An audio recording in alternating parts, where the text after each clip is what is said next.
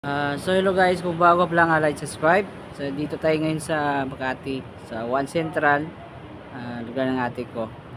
Ayan.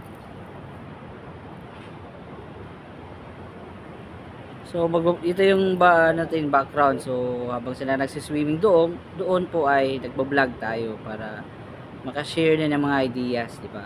Ideas for life or para ma-solve yung mga problem natin, di ba? So mostly talaga kadalasan natin ay ano po talaga, mainay lang yung marami tayong mga maingay na naririnig sa buhay, 'di ba? Parang sa sarili mo, minsan sa mga ibang tao, maganda talaga po na ano po, alamin natin yung sarili natin. Ang vlog natin po dito ay understanding our own selves. Pag-unawa at pag-intindi sa ating sarili. Yun ang napaka-importante po. Na malaman natin kung ano tayo, sino tayo, at ano yung ginagawa natin. Minsan, parang autopilot Yung meaning sa autopilot ay nabubuhay lang sa sarili mo lang isip, di ba? Minsan, dalawa lang kasi ang mangyayari. Kinokontrol mo yung isip mo o yung isip ang nagkokontrol sa iyo.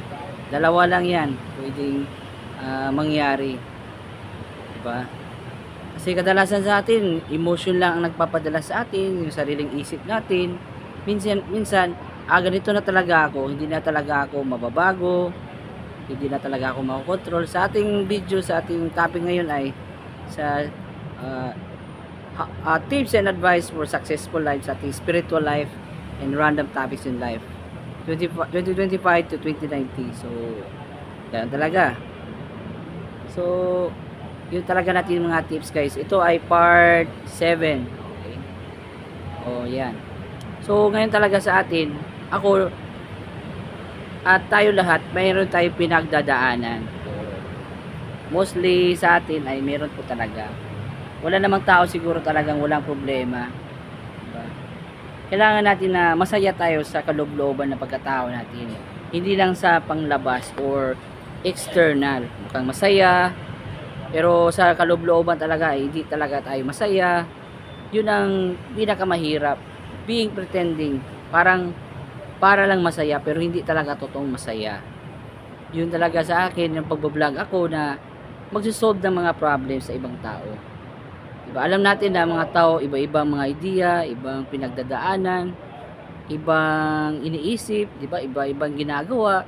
Alam natin yan, pero iisa lang yung araw natin, may 24 oras, isang oras may 60 minutes, di ba?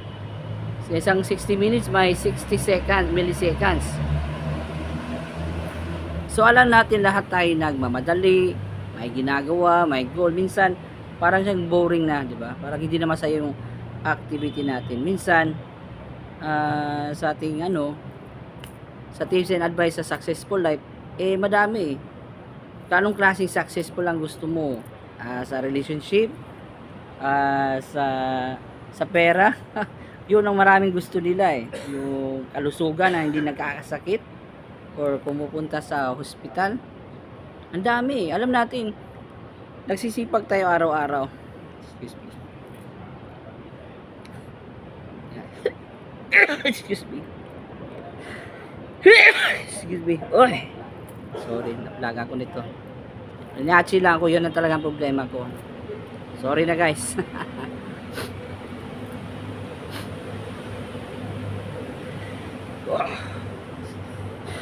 Ganun talaga. Ako, may problem din ako, pero yung problem ko is allergy. Medyo alikabok. Minsan sa kinakain.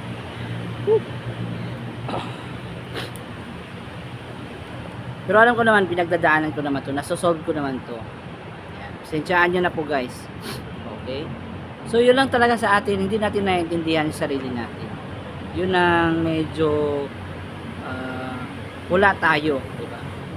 Okay naman makimarites ka sa ibang tao yung mga nangyayari sa buhay nila, ano bang ginagawa nila, ano bang nangyari sa history nila, sa nakaraan.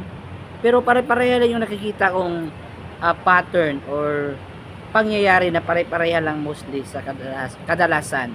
Ang number one po sa atin na pare-pareho tayo Yung mga walang pera, yun. Number one.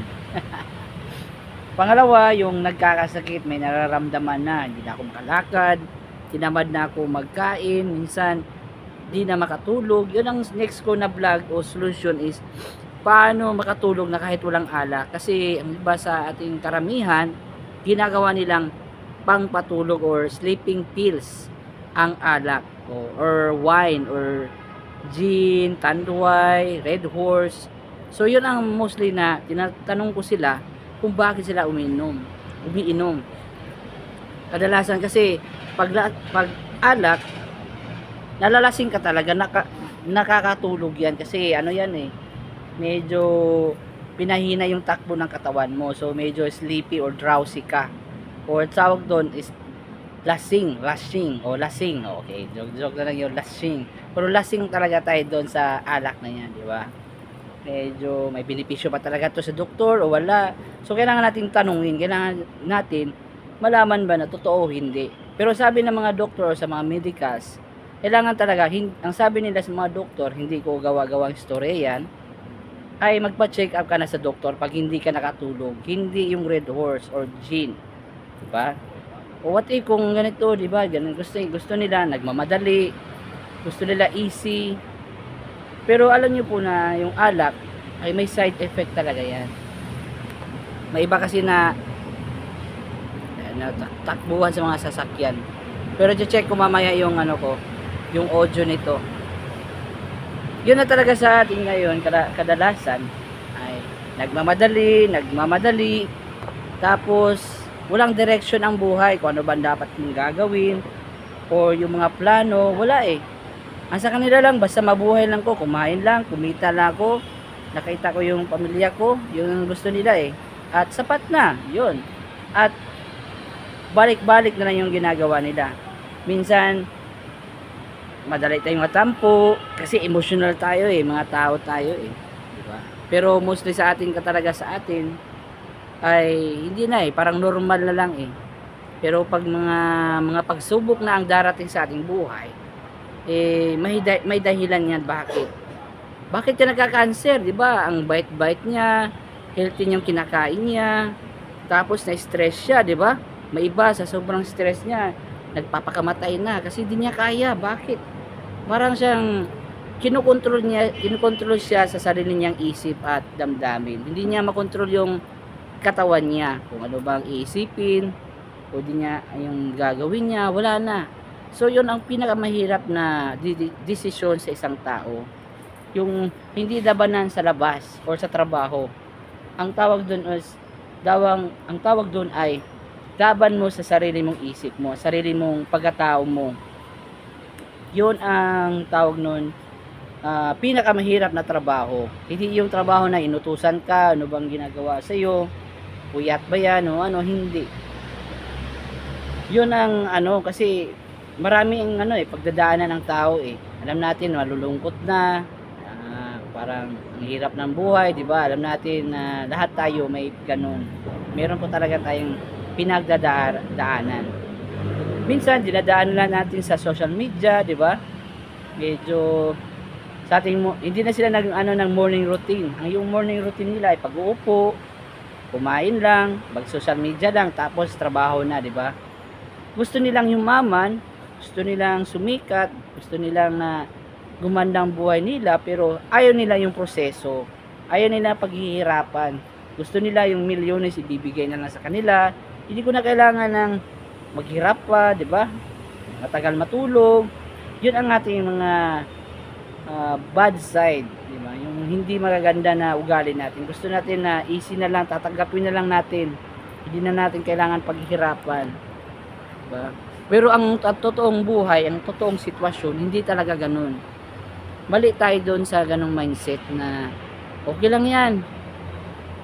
Kasi minsan ang isip yung ibang tao, nadadala na sila sa sarili nilang isip. Hindi nila ang isip nila, kinokontrol yung isip nila.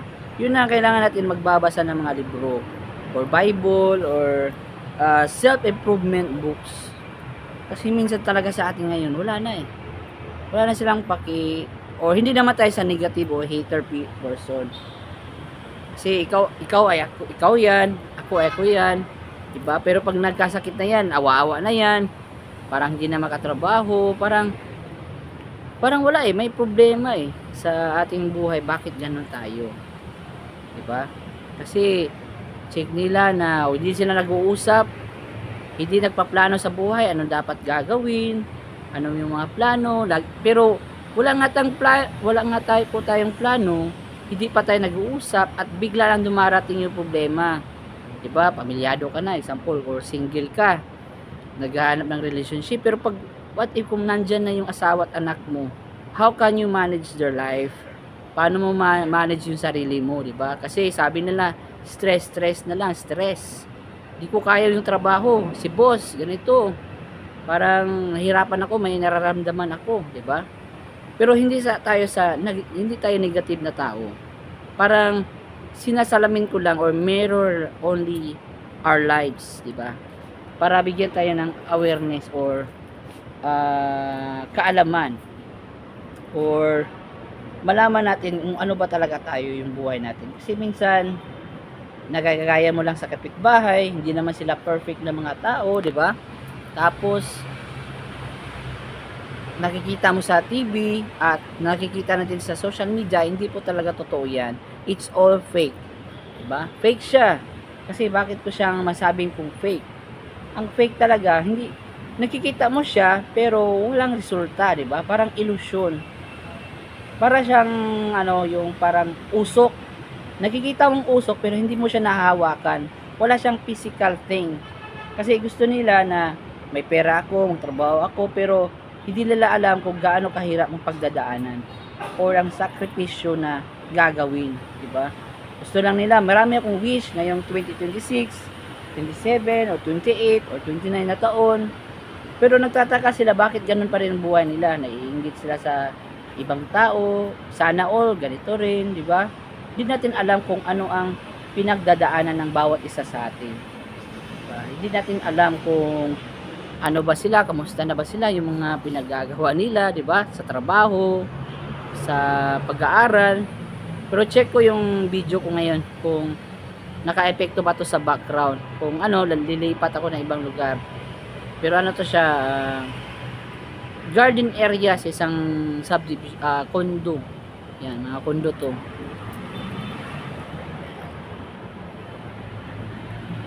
Pero dito kasi sa Makati, puro talaga dito condo or business center, di ba? Malinis, hindi naman perfect lahat pero puro matataas na building, di ba? May dito mga mayroon ding mga jeep dito at saka bus. Pero hindi lahat. Hindi pare sa Manila, dito talaga may selected areas lang sila saan sila dadaan. Di ba? Ganoon din ang buhay ng tao. Hindi lahat natin makaya makuha lahat. May iba, yumama na, matanda na. May iba na ganito na, 'di ba? Hindi naman talaga racing ang buhay. Pero kaso lang sa atin, mindset kasi yung problem sa morning routine, di natin nagagawa or nag-exercise kasi lubog na tayo sa isip Sa kakaisip mo pa lang, lubog na yung utak natin, 'di ba? Parang paralyzed ka na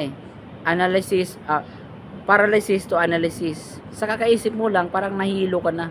Parang nahimatay ka na sa kakaisip sa buhay. Ano ba talaga, minsan naiiyak ka na. Parang ganun. Pero sa masasabi ko, na alam natin mahirap ang buhay, pero kailangan talaga natin na tapangan or lakasan yung sarili natin. Kasi alam mo, may umaasa yung future family mo or future mo ngayon na pamilya ngayon. May mga anak ka, may mga kaibigan ka nagtitiwala sa'yo. Minsan, iba lang kasing tao nag-check sa sarili nila So, magagawa ako ng 6 na video ngayon o 8. Depende guys. So, mabahaba na yung kwentuhan natin. So, sana nag-enjoy kayo guys. Like, subscribe, comment, share. At